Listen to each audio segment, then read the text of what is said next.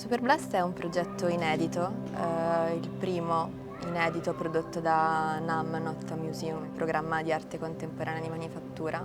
È nata come una call, quindi una chiamata alle arti, rivolgendo alla comunità artistica tutta delle domande.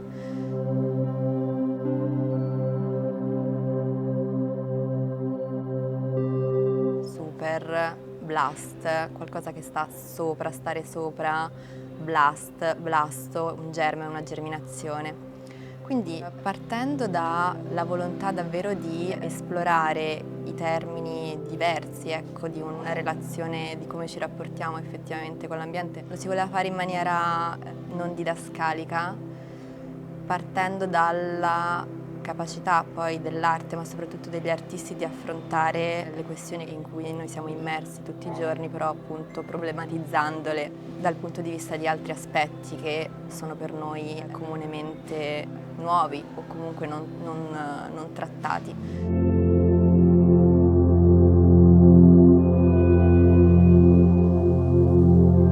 Questo tipo di relazione tra opera e contesto è un po' la relazione che si crea sempre tra l'uomo e l'ambiente. La mia questione personale in questo caso è confrontarmi con quel lato incontrollabile e imprevedibile della natura. Che cosa succede all'opera e come l'opera mutua e si evolve continuamente. Chi guarda quell'oggetto e lo vede mettersi in moto, mette in moto dei ricordi. Il ricordo, ciò che mi lega a me nella ricerca, nelle mie memorie, è lo stupore. Abbiamo cercato di riscoprire e creare una nuova definizione di residenza. A tal proposito abbiamo voluto sdoppiare questa e farla vivere in due luoghi. Un ambiente antropico, quello appunto di manifattura, ed un ambiente naturale che è quello del bosco. Il fatto di entrare in relazione con quest'ultimo ci ha concesso una ricerca più approfondita del legame fra l'uomo e l'ambiente. Pensare all'idea di riuscire a muoversi con un veicolo come la Gilera 150 Sport, che è un derivato della rondine, una specie di emblema del motociclismo a benzina e a combustione interna, avere una specie di rappresentante iconico di questo tipo e trasformarlo, fargli proprio un cambio di cuore, cioè cambiargli il motore e farlo trasformare in elettrico, è un po' una mimica di quello che sta accadendo oggi nell'industria automobilistica, ma paradossalmente non è fatto con un veicolo d'epoca. Diciamo che quello che mi interessa è dare l'avvio ad un processo che effettivamente ha l'utilizzo di una tecnologia alla portata di tutti, quella che può essere appunto un videogioco o Google Lens, l'applicazione che poi utilizzerò, e il fatto che effettivamente posso farlo io ma come può farlo chiunque, e il mio sguardo può essere diverso dallo sguardo di un'altra persona che condivide quel momento con me. Rispetto all'esplorazione virtuale che avviene appunto attraverso un device e poi viene portata in proiezione in uno spazio tridimensionale, quello che mi interessava è in qualche modo la creazione di una realtà che effettivamente non esiste. La mia visione non è l'unica proposta attraverso l'installazione, ma accoglie una pluralità.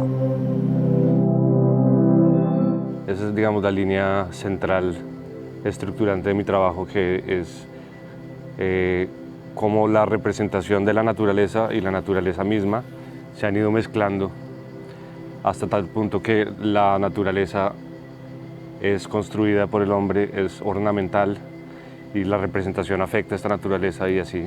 Por ejemplo, digamos, parte de mi infancia y de vivir en Colombia, en donde el telón de fondo de la ciudad son unas montañas muy grandes, está a 2.600 metros sobre el nivel del mar, y todas estas montañas fueron deforestadas para la construcción de la ciudad durante la historia, etc. Y luego desde final del siglo XIX y principio del siglo XX empezaron a reforestarlas con pinos y eucaliptos. Entonces en algunas partes parece California y en otras partes parece Suiza, cuando realmente nunca fue así.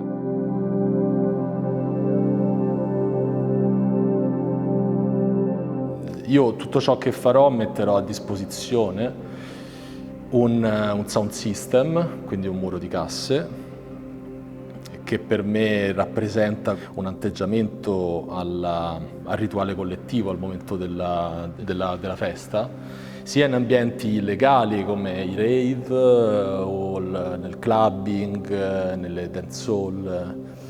Poi metterò a disposizione appunto una console per DJ e in più una selezione di campioni della storia d'Italia degli ultimi 40 anni, anche una storia internazionale, incisi su vinile. Quindi in realtà il lavoro che ho fatto è attingere dalla rete, una rete che molto spesso per le informazioni è livellante, e là fondamentalmente gli ho riportati in una forma invece tangibile quale il vinile, ridandogli una forma di documento storico, documento su cui il DJ può mettere mano e comporre una narrazione di vario genere.